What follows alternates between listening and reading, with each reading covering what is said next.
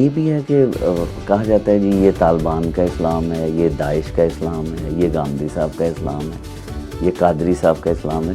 میرے ہمسائے بھی بہت خوف محسوس کرنے لگ گئے تھے، تو میں نے اپنی اخلاقی ذمہ داری سمجھی کہ میں کچھ دیر کے لیے ملک سے باہر چلا جاؤں۔ دیکھیے قرآن مجید میں جو قتل عام کا حکم ہے وہ تو رسولوں کے منکرین کے لیے ہے۔ اور ڈاکٹر طاہر القادری کے انقلاب کے حوالے سے کچھ کہنا چاہیں؟ اور ہمارے پاس طاقت ہے تو ہمیں اللہ تعالیٰ نے حکم دیا ہے کہ ہم مظلوموں کو نجات دلانے کے لیے اقدام کریں۔ زندگی موت یقیناً خدا کے ہاتھ میں ہے، لیکن تدبیر کرنا خدا کا حکم ہے۔ مجھے شاعری سے دلچسپی ہے، اور جو ایک فلسفہ ہے دینی کہ زندگی موت اللہ کے ہاتھ میں ہے۔ دو بدو جنگ ہو رہی ہے جس میں مجھے جوہر دکھانے چاہیے تھے بہادری کے، مورچہ بنا کے جنگ کی جاتی ہے، باہر کھڑے ہو کر نہیں کی جاتی۔ تبدیلی ہمیشہ سماج میں آتی ہے۔ میں تو ان کو مجرم سمجھتا ہوں میرے نزدیک، اور اس کے ساتھ ایک بے گناہ آدمی کو قتل کر دیا۔ السلام علیکم ناظرین، کئی بار ہم ایسی شخصیات کو دعوت دیتے ہیں کہ گھنٹوں تعارف کروائیں تو نامکمل رہتا ہے، لیکن کبھی کبھار ہمارے سامنے ایسی شخصیت ہوتی ہے کہ تعارف کروائے بغیر ان سے بات شروع کی جا سکتی ہے۔ ہمارے ساتھ ہیں آج جاوید احمد غامدی صاحب، جن کا نام ہی ان کا تعارف ہے۔ غامدی صاحب بہت شکریہ، کینیڈا آپ تشریف لائے، کیا مصروفیات ہیں کینیڈا میں؟ آپ کا بہت شکریہ، آپ نے اس طالب علم کی عزت افزائی فرمائی۔ جب سے آیا ہوں احباب کے ساتھ ملاقاتوں میں اور کچھ تقریبات میں مصروف ہوں۔ پہلی بار ٹورانٹو تشریف لائے آپ؟ جی میں پہلی بار آیا۔ کیسا لگا ٹورانٹو کے لوگ کیسے لگے آپ کو؟ بہت اچھے لگے۔ ابھی تو بہت زیادہ ملنا نہیں ہوا، لیکن جتنے لوگوں سے بھی ملا ہوں ان میں زیادہ تر میرے اپنے پرانے احباب ہیں، اور آپ جانتے ہیں کہ کسی ہمدم دیرینہ کا ملنا بہتر ہے ملاقات مسیح و خضر سے۔ صحیح۔ غامدی صاحب آپ کی ذاتی زندگی کے بارے میں لوگ بہت زیادہ جاننا چاہتے ہیں، اسکالر ہونے کے ناطے سے آپ کا تعارف جو ہے وہ تو اب پاکستان میں، پاکستان سے باہر اردو زبان جاننے والے اور ہندی زبان جاننے والے، پنجابی بولنے والے سبھی آپ کے مداح ہیں، لیکن کو مختصر اپنی ذاتی زندگی کے بارے میں بتانا چاہیں؟ میری زندگی ہمیشہ سے ایک طالب علم کی زندگی رہی ہے۔ میرے والد کا تعلق ایک سلسلہ تصوف سے تھا، لیکن پیشے کے لحاظ سے ہم لوگ ذمہ دار ہیں، اور اس لحاظ سے آپ کہہ سکتے ہیں کہ میں جو کچھ اب کر رہا ہوں اس کا میرے پس منظر سے کوئی تعلق نہیں۔ تو کسی باقاعدہ دینی مدرسے میں بھی گیا؟ میں نے باقاعدہ طور پر اہل علم سے تعلیم پائی ہے، یہ ہمارا قدیم طریقہ تھا۔ مدرسے وغیرہ تو اب وجود میں آئے ہیں، پہلے یہی طریقہ ہوتا تھا کہ مختلف علوم و فنون کے ماہرین سے آپ جا کر وہ چیزیں پڑھتے تھے۔ میرے والد کی بڑی خواہش تھی کہ میں قدیم علوم بھی اسی طرح پڑھوں جس طرح کہ میں جدید علوم سے واقف ہوں، تو یہ میری خوش قسمتی رہی کہ میں نے جدید ترین تعلیم بھی پائی ہے، اور اس کے ساتھ جو ہمارے ہاں درس نظامی کی تعلیم کہی جاتی ہے، جس کو حاصل کر کے لوگ دین کے علماء بنتے ہیں، وہ بھی باقاعدہ طریقے سے حاصل کی ہے، لیکن کسی مدرسے میں نہیں بلکہ مختلف اہل علم سے۔ یہی ہمارے ہاں قدیم طریقہ ہوا کرتا۔ اچھا، ایک دو سوال اور بھی ہیں آپ کی ذاتی زندگی کے حوالے سے، لیکن دینی مدرسوں کی بات ہو گئی تو کیا وہاں سے جو جہادی پیدا ہو رہے ہیں، آپ مطمئن ہیں جو پاکستان میں دینی مدرسے قائم ہیں؟ میں تو ہمیشہ سے دینی مدارس کے اس نظام پر تنقید کرتا رہا ہوں۔ میں نے یہ توجہ دلانے کی کوشش کی ہے، اور علماء کو بھی بہت ادب کے ساتھ، اپنے معاشرے کو بھی متنبہ کیا ہے کہ ہمارے یہ دینی مدارس جس اصول پر کام کر رہے ہیں وہ بنیادی انسانی حقوق کے خلاف ہے۔ جب آپ کسی بچے کو تعلیم دینا چاہتے ہیں تو اس کی پہلی 12 سال کی تعلیم براڈ بیس ہونی چاہیے، یعنی یہ نہیں کیا جا سکتا کہ آپ 5 سال کے 7 سال کے کسی بچے کو ڈاکٹری کی تعلیم دینا شروع کر دیں یا انجینئرنگ کی تعلیم دینا شروع کر دیں۔ یہ ضروری ہے کہ پہلے وہ براڈ بیس تعلیم پائے، وسیع البنیاد تعلیم ہونی چاہیے۔ جب 12 سال کی یہ تعلیم وہ پا لیتا ہے، اس کے بعد یہ اس کا اپنا فیصلہ ہوگا، وہ ڈاکٹر بننا چاہتا ہے، سائنسدان بننا چاہتا ہے، انجینئر بننا چاہتا ہے، یا کوئی دین کا عالم بننا چاہتا ہے۔ تو ہمارے یہ مدارس اصل میں بچوں سے ان کا یہ حق چھین لیتے ہیں، اس لیے یہ ضروری ہے کہ ان کو پابند کیا جائے کہ 12 سال کی بنیادی تعلیم کے بغیر یہ کسی بچے کو تعلیم نہیں دے سکتے۔ لیکن ان کے جو پڑھانے والے ہیں وہ بھی خود ایسی تعلیم نہیں انہوں نے حاصل کی ہوئی، اور وہ بھی اسی طریقے سے پڑھا رہے ہیں۔ مدرسوں کے علاوہ بھی اور کوئی ایسا ذریعہ نہیں ہے جہاں پہ بچے وہ پڑھا سکیں؟ اس میں شبہ نہیں کہ بہت سی مجبوریاں ہیں، اور بہت سے لوگ مجبوری کے عالم میں اپنے بچوں کو بھیجتے ہیں، لیکن سب لوگ مجبوری کے عالم میں نہیں بیچتے. اب تو آپ دینی مدارس میں جائیں تو بہت کھاتے پیتے گرانوں کے لوگ بھی پڑھ رہے ہوتے ہیں. اس نظام تعلیم کی جو بنیادی خامی ہے اس کو دور کرنا چاہیے. جب تک آپ کسی قوم کی بنیادی تعلیم کو کم و بیش یکساں نہیں کر دیتے اس وقت تک آپ نہ قومی وحدت کا خواب دیکھ سکتے ہیں اور نہ لوگوں میں وسعت نظر دیکھ سکتے ہیں. یہ دونوں چیزیں ختم ہو جاتی ہیں. یعنی اگر آپ کسی بچے کو مثال کے طور پر انجینئرنگ کے کسی اسکول میں بھیج دیں اور وہ وہیں اپنی ساری تعلیم پائے اور اس کو باقی علوم سے باقی چیزوں سے واقف نہ کرایا جائے تو وہ بھی ایک لحاظ سے آپ کہہ سکتے ہیں کہ یکرخی شخصیت کے ساتھ دنیا میں آئے گا. تو ہمارے دینی مدارس کا ایک بڑا عیب یہ ہے, بڑی خرابی یہ ہے, اس کو انہیں خود بھی دور کر لینا چاہیے. یعنی اگر وہ جو ہمارے ہاں عام نظام تعلیم ہے اس کے مطابق اپنے آپ کو کر لیں گے تو اس میں ان کا وقار بڑھے گا, ان کی عزت بڑھے گی, ان پر تنقید نہیں ہوگی اور ان سے جو لوگ پڑھ کے نکلیں گے ان کے اندر بھی بڑی وسعت نظر ہوگی. آپ نے اپنے بچوں کو کہاں تعلیم دی؟ بچوں کے بارے میں کچھ بتانا ہے. میرے بچوں نے تو جدید تعلیم ہی پائی ہے, سب کے سب بچوں نے, اور ان میں سے اب 2 تو برسر روزگار ہیں, ان کی شادیاں بھی ہو چکی, بچی کی بھی شادی ہو گئی. ایک چھوٹا بچہ ہے وہ ابھی یونیورسٹی میں پڑھ رہا ہے. صحیح. غامدی صاحب, صوفیزم پہ آپ نے پہلے ہی بات کر دی کہ تصوف سے آپ کے والد صاحب کا تعلق تھا. جو صوفیزم آج کل ہے اس پہ یقین رکھتے ہیں آپ؟ میرا تو عقیدے کے لحاظ سے اسلام اور صرف اسلامی پر یقین ہے, اور میں یہ سمجھتا ہوں کہ اسلام ہی اللہ کا دین ہے. اللہ نے اسی نام کو پسند کیا ہے. یہ تمام انبیاء کا دین ہے. محمد الرسول اللہ صلی اللہ علیہ وسلم اس کے آخری پیغمبر ہیں, ان سے اس دین کی ابتدا نہیں ہوئی. اس وجہ سے میرے لیے جس طرح آدم علیہ السلام واجب الاحترام ہے, ایسے ہی مسیح, ایسے ہی عیسیٰ, ایسے ہی دوسرے پیغمبر واجب الاحترام ہیں. ان سب پر اللہ کی سلامتی ہو. محمد الرسول اللہ صلی اللہ علیہ وسلم نے مجھے انہی کا دین مستند ترین صورت میں دیا ہے, اور دین کے لحاظ سے اب میرے پاس اللہ کی کتاب موجود ہے. اللہ کی کتاب ایک میزان ہے, ایک کسوٹی ہے, ایک ترازو ہے, ایک معیار ہے. اس کے ہوتے ہوئے کسی اور چیز کی طرف التفات کی کیا ضرورت؟ لوگ آپ کے بڑے معتقد ہیں, جب ہاتھ چومنے آگے آتے ہوں گے تو کیا ریئیکشن ہے آپ کا؟ نہیں, میں نے لوگوں کی ہمیشہ سے یہی تربیت کی ہے کہ وہ اس طرح کی چیزیں نہ کریں. لیکن کبھی کبھار ایسے بھی ہمارے دوست ہیں جو کہتے ہیں جی آپ نیک آدمی ہیں, ذرا دعا کر دیں. تو لوگ آپ کو بھی کہتے ہوں گے دعا کریں, ڈائریکٹ دعا کرنی چاہیے یا؟ میں ان سے کہتا ہوں کہ آپ اللہ سے میرے لیے دعا کریں کہ وہ میرے عیبوں پر پردہ ڈالے رکھیں.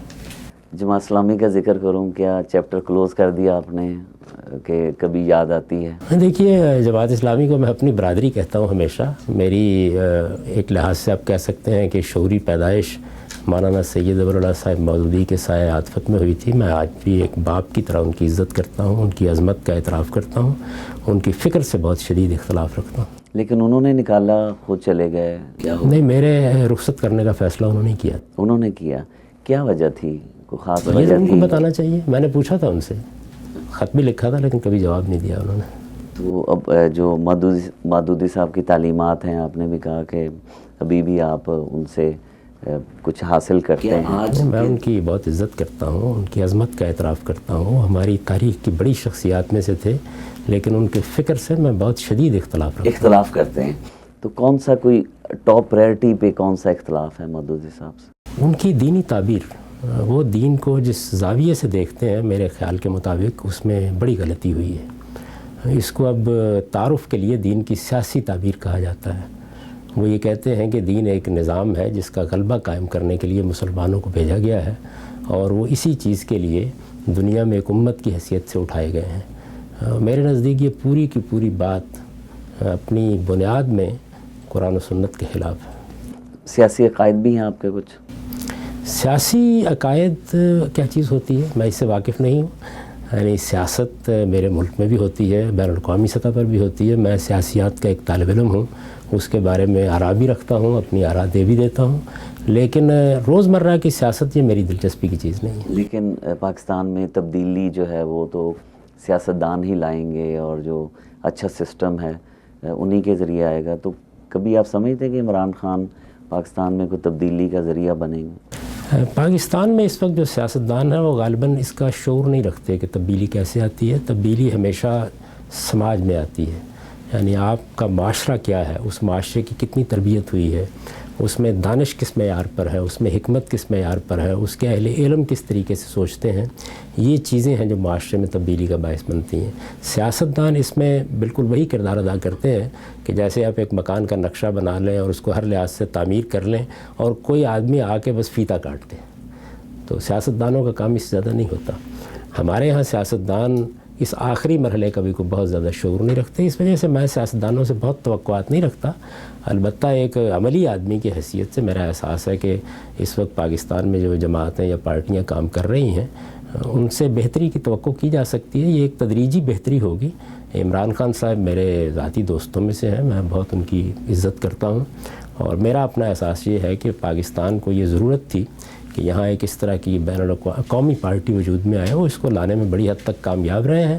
رہی ان کی پالیسیاں اور ان کا ویژن, جس طریقے سے وہ کام کر رہے ہیں, اس میں بہت سی چیزیں ایسی ہیں جو میرے خیال میں قابل اصلاح ہیں. قابل اصلاح. اور ڈاکٹر طاہر القادری کے انقلاب کے حوالے سے کچھ کہنا چاہیں؟ اس طرح کا کوئی انقلاب نہ پہلے کبھی آیا ہے نہ اب آئے گا. پاکستان میں اس کے لیے کوئی سازگار حالات نہیں ہیں, اور میرا خیال یہ ہے کہ ڈاکٹر صاحب بھی ہمارے محترم بزرگوں میں سے ہیں, ان کو اپنے اصل کام کی طرف توجہ, یعنی کہ انہیں سیاست نہیں کرنی چاہیے, سماج کی تعمیر کا کام کرنا چاہیے اگر وہ کرنا چاہتے ہیں. ویسے تو وہ دین کے عالم ہیں, اور دین کے علماء کا اصل کام اپنی قوم کی تربیت, تعلیم اور اس کو اس حقیقت سے خبردار کرنا ہے جس سے ہم موت کے بعد دوچار ہونے والے ہیں. تو پھر کیا سیاست جو ہے وہ کرپٹ لوگوں کے حوالے کر دی جائے؟ آپ کے خیال میں جو لوگ کرپٹ نہیں ہوتے وہ صرف علماء ہوتے ہیں؟ نہیں, علماء پر بھی نظر, ملک میں اور بھی بہت اچھے لوگ ہوتے ہیں. سیاست کرپٹ لوگوں کے سپورٹ کیوں کر دی جائے؟ اچھے لوگ آنے چاہیے, لیکن یہ ضروری نہیں کہ وہ دین کے عالم ہوں. لیکن آپ لوگوں کو کیا کہیں گے کہ ان کو اپنا کام کرنا چاہیے. کیا آپ ایک بڑے ڈاکٹر کو یہ مشورہ دیں گے کہ وہ اپنا کلینک بند کرے اور وہ سیاست میں حصہ لے؟ اچھا ڈاکٹر اچھا سیاستدان ہو سکتا ہے؟ ہو سکتا ہے, لیکن اپنا پیشہ چھوڑے گا نا. کئی ایسے یہاں پہ کینیڈا میں کئی ڈاکٹر حضرات ہیں جو پارلیمنٹ میں پہنچے ہوئے ہیں, بڑا اچھا کام اپنا کام بھی چھوڑ دیا ہوگا, چھوڑ دیا, اس لیے کہ اس کے بعد دوسرا پیشہ آپ نے اختیار کر لیا نا. یعنی آپ ایک اچھے ڈاکٹر کے فرائض اور ذمہ داریوں کو اگر انجام دیتے ہوئے یہ کام کریں گے تو یہ ممکن نہیں ہے. تو اس وجہ سے عالم بھی اگر یہ کام کرتا ہے تو وہ حقیقت میں اپنا اصل کام چھوڑ دیتا ہے. یعنی جیسے آپ نے خود اس بات کو قبول فرمایا کہ جب ایک ڈاکٹر نے پارلیمنٹ میں چھوڑنا پڑا اس کو, تو اسی طریقے سے ایک عالم کو بھی چھوڑنا پڑے گا. تو سوال یہ ہے کہ کیا عالم کا کام کوئی کام نہیں ہے, ایک معلم کا کام کوئی کام نہیں ہے. معاشرے کی تعمیر کا کام کرنے والے لوگوں کو وہ کام کرنا چاہیے. اور جو لوگ سیاست کا ذوق رکھتے ہیں, سیاست کوئی شجر ممنوعہ نہیں ہے, ضرور سیاست کریں, اچھے سیاستدان ہونے چاہیے. لیکن یہ خیال کرنا کہ اگر کوئی شخص عالم نہیں ہے تو وہ لازماً کرپٹ ہوگا, میرا خیال ہے یہ قوم کے بارے میں کوئی اچھی رائے نہیں. ڈاکٹر صاحب آپ مغرب میں بیٹھے ہیں, اور مغرب کینیڈا امریکہ نے ڈاکٹر ذاکر نائک کا ویزا نہیں لگنے دیا, لیکن آپ جیسے علماء کو بڑا ویلکم کرتے ہیں, اس کی کیا وجہ؟ جی تو مجھے ابھی معلوم نہیں ہوا کہ ویلکم کیا یا نہیں کیا, بس یہ ہے کہ ویزا مل گیا تھا اور میں یہاں آ گیا ہوں. ویزا ملنا ہی ویلکم ہے. کیا آپ سمجھتے ہیں, کبھی کبھار ہم پاکستان میں بیٹھ کر سیدھا الزام امریکہ پہ لگاتے ہیں, بارش نہ ہو رہی ہو تو ہم کہتے ہیں جی امریکہ کی وجہ سے. تو یہ جو ایک سوچ ہے, ایک گمان ہے کسی ملک کے بارے میں, وہاں کے حکمرانوں کے بارے میں, تو ہمیں اس طرح کا گمان اپنے ذہن میں رکھنا چاہیے. جو قومیں پستی میں گر جاتی وہ اپنی غلطیوں پر, اپنی کوتاہیوں پر, اپنی کمزوریوں پر کبھی توجہ نہیں دیتی. ان کو اللہ تعالیٰ نے کیا مقام دیا تھا, وہ اب کس پستی میں گر گئے ہیں, اس کا تجزیہ کرنے کے بجائے وہ کبھی فلاں آدمی پر الزام دھرتی ہیں, کبھی فلاں آدمی پر. تو یہی ہمارا وتیرہ بن چکا ہے. میں تو اس پر ہمیشہ سے اپنی قوم کو متنبہ کرتا رہتا ہوں کہ خود احتسابی ہی میں نجات ہے. ان کو یہ سوچنا چاہیے کہ وہ کیا تھے, وہ کیا ہو گئے ہیں, اور ان کے اس زوال کا باعث کیا ہے. میرے نزدیک اس کا باعث ان کا علم و اخلاق کے لحاظ سے پستی میں گر جانا ہے. وہ اپنے آپ کو اس لحاظ سے بلند کرنے کی کوشش کریں. باقی دنیا کی کوئی قوم کسی کے خلاف سازش نہیں کر سکتی اگر وہ اپنی جگہ پر مضبوط اور مستحکم ہو. غامدی صاحب, اسلامی نظریاتی کونسل میں بھی آپ گئے, استعفیٰ بھی دیا. کیا یہ ادارہ اپنے کام کے حوالے سے لوگوں کو مطمئن کر پا رہا ہے؟ اس ادارے کے ساتھ بھی ہم نے بالکل وہی رویہ رکھا ہوا ہے جو ہم باقی اپنے اداروں کے ساتھ رکھتے ہیں. میرے پیش نظر تو صرف ایک چیز تھی, اور وہ یہ کہ پاکستان میں جو اس وقت قانون نافذ ہو چکے ہیں, اور خاص طور پر اسلام کے حوالے سے جو قانون سازی ہوئی ہے, اس پر ایک نظر ثانی کی جائے. وہ کام میں نے مکمل کر دیا, اور وہ اب بہرحال اس کے ریکارڈ میں موجود ہے. اس سے زیادہ مجھے کوئی اس ادارے سے دلچسپی نہیں. لیکن کئی ایسے بھی ارکان ہیں جن کی تصویریں چھپتی ہیں, ویڈیوز آتی ہیں کہ ایسے کاموں میں ملوث ہیں جو اسلام نے منع کیے ہوئے. کئی تو شراب پی کے علماء کرام جو ہیں وہ ٹی وی پہ آتے ہیں, اور اس کے بعد اسلامی نظریاتی کونسل کے ممبرز بھی ہیں. اس سے پہلے بھی یہ کونسل کوئی اپنا بہت وقار قائم نہیں کر سکی. میرا خیال ہے کہ اس کی کوشش کرنی چاہیے کہ اس طرح کے اداروں کا وقار قائم ہو, اس میں ایسے ہی لوگ ہوں جو اپنی سیرت، اپنے کردار اور اپنے علم کے لحاظ سے قابل اعتماد ہوں. ہم اچھے ادارے قائم کرنے میں اگر کامیاب ہو جائیں گے تو اس سے قوم کے لیے بحیثیت مجموعی اپنی تعمیر کرنے کے مواقع پیدا ہوں گے. یہ بالکل ایسے ہی ہے کہ جیسے ہماری عدلیہ کا آپ جائزہ لیں، وہاں بھی آپ کو اس طرح کے لوگ مل جاتے ہیں. آپ اس کونسل کا جائزہ لیں، یہاں بھی آپ کو مل جائیں گے. آپ پارلیمنٹ کا جائزہ لیں، وہاں بھی مل جائیں گے. تو یہ ایک المیہ ہے. اس سے نجات پانے کے لیے ہم سب کو حساس ہونا چاہیے اور قومی اعتبار سے یہ کوشش کرنی چاہیے کہ ہمارے اداروں میں اہل اور باکردار لوگ جائیں. یہ بھی ہے کہ کہا جاتا ہے جی یہ طالبان کا اسلام ہے، یہ داعش کا اسلام ہے، یہ گاندھی صاحب کا اسلام ہے، یہ قادری صاحب کا اسلام ہے. کون سا اسلام ہم دیکھیں جس پہ عمل کر پائیں؟ اسلام تو اللہ کا دین ہے، اللہ کے سارے پیغمبروں کا دین ہے. اللہ تعالیٰ نے خود قرآن میں یہ کہا ہے کہ ان الدین عند اللہ الاسلام. اس لیے کسی کو بھی یہ حق نہیں ہے کہ وہ اپنا کوئی اسلام تلاش کرے. ہم سب اسلام کے خدام ہیں اور یہ کوشش کرتے ہیں کہ جو بات اللہ اور رسول نے کہی ہے اس کو سمجھیں اور پھر اس کو دوسروں کو سمجھانے کی صحیح کریں. اس میں ظاہر ہے انسانی کام ہے، غلطی بھی ہو سکتی ہے. مجھ سے آپ اختلاف کر سکتے ہیں، میں آپ سے اختلاف کر سکتا ہوں. جس طرح دنیا کے دوسرے علوم فنون کے ماہرین ہوتے ہیں تو ہم یہ نہیں کہتے کہ یہ فلاں کی سائنس ہے اور یہ فلاں کی سائنس ہے اور یہ فلاں کا جغرافیہ ہے. بالکل ایسے ہی دین کے بھی ماہرین ہیں، دینی علوم کے ماہرین ہیں. ان کی آراء میں کوئی اختلاف بھی ہو سکتا ہے. عام لوگوں کا فرض ہے کہ وہ غور کریں اور اگر کسی چیز کو بہتر پائیں تو قبول کر لیں، نہ بہتر پائیں تو جس طرح بہت سے اہل علم کے دوسرے علوم و فنون میں آراء ہم قبول نہیں کرتے، اس میں بھی قبول نہ کریں. تو جہاد والی آیت جو ہے وہ قرآن پاک میں اس کو سیاق و سباق سے ہٹ کے لیا جاتا ہے یا واقعی قتل عام کا کوئی حکم ہے ایسا؟ نہیں، دیکھیے قرآن مجید میں جو قتل عام کا حکم ہے وہ تو رسولوں کے منکرین کے لیے ہے. اس کا کوئی تعلق بھی آج کے لوگوں سے نہیں ہے. اسلام میں جہاد صرف ظلم کے خلاف ہوتا ہے.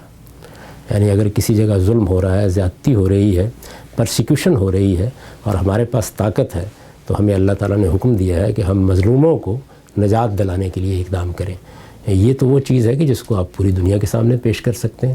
ہمیں تو بہت فخر کے ساتھ یہ بات کہنی چاہیے کہ ہمارے دین نے ہمیں مظلوموں کے مددگار کی حیثیت سے جہاد کا حکم دیا ہے. تو اسلام میں جہاد صرف اور صرف ظلم کے خلاف ہوتا ہے. تو یہ ڈیفینیشن کون کرے گا، اس کی تعریف کون کرے گا؟ ظلم، میری نظر میں ظلم کچھ اور ہو سکتا ہے، آپ کی نظر میں کچھ اور. کیونکہ جہاد کا فیصلہ ریاست کرتی ہے، یہ کسی فرد کا کام نہیں کہ وہ یہ فیصلہ کرے. تو ریاست عام طور پر کسی پارلیمنٹ کی بنیاد پر فیصلے کرتی ہے، وہاں زیر بحث آ جائے گا. ظلم کیا ہے؟ ویسے میرے خیال کے مطابق ظلم ایسی چیز نہیں ہے جس کو ڈیفائن کرنے میں کوئی بڑی غلطی ہو سکتی ہو. کسی کی جان، مال، آبرو کے جب آپ درپے ہو جاتے ہیں، کسی کے ساتھ زیادتی کرتے ہیں، کسی کو اس کے مذہبی عقائد سے روکنے کی کوشش کرتے ہیں تو ہر آدمی یہ گواہی دے گا کہ یہ ظلم ہے، اس کا ارتکاب کسی کو نہیں کرنا چاہیے. اس وقت بھی دنیا میں جو جنگ جائز سمجھی جاتی ہے وہ ظلم ہی کے خلاف جنگ ہے. لیکن کئی بار ایسا ہوتا ہے کہ کوئی جرم کرتا ہے کوئی شخص، مجھے اس بات کا یقین ہو کہ جو عدالت ہے اس کو انصاف نہیں دے گی، تو کیا مار دینا چاہیے اس شخص کو؟ اگر آپ اس طریقے کا لائسنس لوگوں کو دے دیں گے تو اس کے بعد تو کوئی بھی نہیں بچے گا. پھر ہر آدمی خود ہی منصف بنے گا، خود ہی فیصلہ سنائے گا، خود ہی اس کا نفاذ کر دے گا.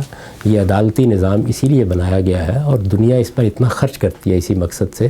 اور ہم سب نے ریاست کا نظام بھی اسی لیے قائم کیا ہے. دنیا میں کسی کو اس سے اختلاف نہیں ہے کہ فرد کے ہاتھ میں یہ ذمہ داری نہیں دی جا سکتی. اس وجہ سے اسلام کا بھی حکم یہی ہے کہ کسی کو سزا دینی ہے تو یہ ریاست کا کام ہے کہ وہ دے. بالکل اسی طرح اگر کسی قوم کے خلاف جنگ کرنی ہے تو یہ بھی ریاستی کا کام ہے کہ وہ اس کا فیصلہ کرے. تو جو ہیرو مان رہے ہیں ممتاز قادری کو، جس نے سلمان تاثیر کو مارا، تو وہ ہیرو ہے کیا ہے، یا غازی علم الدین شہید اور ممتاز قادری میں کوئی فرق سمجھتے ہیں؟ میں تو ان کو مجرم سمجھتا ہوں. میرے نزدیک جس شخص کو آپ کہہ رہے ہیں کہ وہ ہیرو ہے، اس نے دوہرے جرم کا ارتکاب کیا ہے. اس کو ذمہ داری دی گئی تھی ایک شخص کی حفاظت کی، اس نے اپنی اس ذمہ داری کو پورا نہیں کیا بلکہ اس سے غداری کی اور اس کے ساتھ ایک بے گناہ آدمی کو قتل کر دیا. یہ اس کا حق نہیں تھا. اگر اس کے خیال میں اس نے کوئی جرم کیا تھا تو اس کو عدالت میں معاملے کو لے جانا چاہیے تھا اور یہ عدالتوں کا کام ہے کہ وہ فیصلے کریں. آپ ملائیشیا شفٹ ہو گئے پاکستان چھوڑ کر، اور جو ایک فلسفہ ہے دینی کہ زندگی موت اللہ کے ہاتھ میں ہے، تو یہ فلسفہ کہاں گیا؟ رسالت مآب صلی اللہ علیہ وسلم کے صحابہ نے حبشہ کی طرف ہجرت کی. خود رسالت مآب صلی اللہ علیہ وسلم کے خلاف جب آخری اقدام کا فیصلہ کر لیا گیا تو آپ بھی نکل گئے رات کی رات میں. اللہ تعالیٰ نے حکم دیا ہے اس کا کہ جس وقت آپ یہ محسوس کریں کہ آپ کے لیے کسی جگہ رہنا ممکن نہیں ہے تو آپ کسی محفوظ جگہ پر چلے جائیں. پاکستان میں اس وقت یہ نہیں ہے کہ کوئی دو بدو جنگ ہو رہی ہے جس میں مجھے جوہر دکھانے چاہیے تھے بہادری کے. وہاں اندھی گولیاں چل رہی ہیں اور لوگ جس کو چاہتے ہیں مار دیتے ہیں. اور میرا معاملہ تو یہ ہو گیا تھا کہ میں بہرحال کسی بہت ایسے علاقے میں نہیں رہتا تھا جہاں دور دور تک کسی دوسرے کا گھر نہ ہو. میرے ہمسائے بھی بہت خوف محسوس کرنے لگ گئے تھے. تو میں نے اپنی اخلاقی ذمہ داری سمجھی کہ میں کچھ دیر کے لیے ملک سے باہر چلا جاؤں. زندگی موت یقیناً خدا کے ہاتھ میں ہے لیکن تدبیر کرنا خدا کا حکم ہے. مورچہ بنا کے جنگ کی جاتی ہے, باہر کھڑے ہو کر نہیں کی جاتی. تفریح طبع کے لیے کون سا ذریعہ استعمال کرتے ہیں؟ کوئی غزلیں سنیں مہدی حسن کی, یا کوئی اس طرح کا وقت ملتا ہے آپ کو؟ مجھے شاعری سے دلچسپی ہے اور میں کیونکہ خود شعر کہتا ہوں تو میرے لیے وہی تفریح ہو جاتی ہے. کوئی ایک شعر آپ سنا دیں تاکہ ہم پروگرام کا اختتام کریں. آپ کس کا شعر سننا چاہیں؟ کوئی رومانوی شاعری کی آپ نے؟ رومانوی شاعری کا تو مجھے موقع نہیں ملا, اس لیے کہ میری زندگی شروع ہی سے ایسے مشاغل کی نظر ہو گئی جس میں رومان کے مواقع بہت کم تھے. لیکن مجھے میر کا وہ شعر بہت پسند ہے. لیکن خوبصورتی کو تو پسند کرتے ہوں گے, کہیں کوئی دل میں تو آتا ہوگا کہ کہیں خوبصورت مناظر دیکھیں یا کوئی کسی محفل میں جائیں جہاں پہ کچھ تھوڑا سا اچھے طریقے سے دل بہلانے والی باتیں ہوں. دیکھیے بات یہ کہ خوبصورتی تو ایک ایسی چیز ہے کہ جس کا احساس اللہ تعالیٰ نے خود انسان کے اندر ودیت کر دیا ہے. انسان کو اگر آپ دیکھیں تو دو ہی چیزیں اس کو انسان بناتی ہیں. ایک چیز اس کا اخلاقی احساس ہے اور دوسرا اس کا جمالیاتی احساس ہے. یہ چیز انسان کے اندر ودیت کی گئی. اگر کسی آدمی میں یہ احساس نہیں ہے تو پھر وہ انسانیت کے مرتبے پر نہیں پہنچا. تو اس لیے جو چیز بھی خوبصورت ہوگی اللہ تعالیٰ نے فطرت میں بڑی خوبصورتی رکھی ہے, اپنی مخلوقات میں بڑی خوبصورتی رکھی ہے, وہ ہر انسان کے لیے باعث توجہ ہوتی ہے. اور یقیناً میں بھی اس سے متاثر ہوتا ہوں. جس صورت میں بھی ہو ہر آدمی کے احساسات پر اس کا اثر ہوتا ہے. اچھی شاعری, اچھا ادب, اچھی موسیقی یہ کوئی ایسی چیز نہیں ہے کہ جس کی طرف کسی آدمی کا التفات نہیں ہونا چاہیے. یہ سب زندگی کا حسن ہے. لیکن بعض اوقات انسان کے مشاغل, اس کی مصروفیات ایسی ہوتی ہیں کہ وہ بہت کم ان چیزوں کی طرف توجہ دے سکتا ہے. تو میں نے عرض کیا تھا کہ میں میر کا شعر آپ کو سنا دیتا ہوں کہ لے سانس بھی آہستہ کہ نازک ہے بہت کام, آفاق کی اس کارگہ شیشہ گری کا. بہت شکریہ غامدی صاحب, آپ نے ہمیں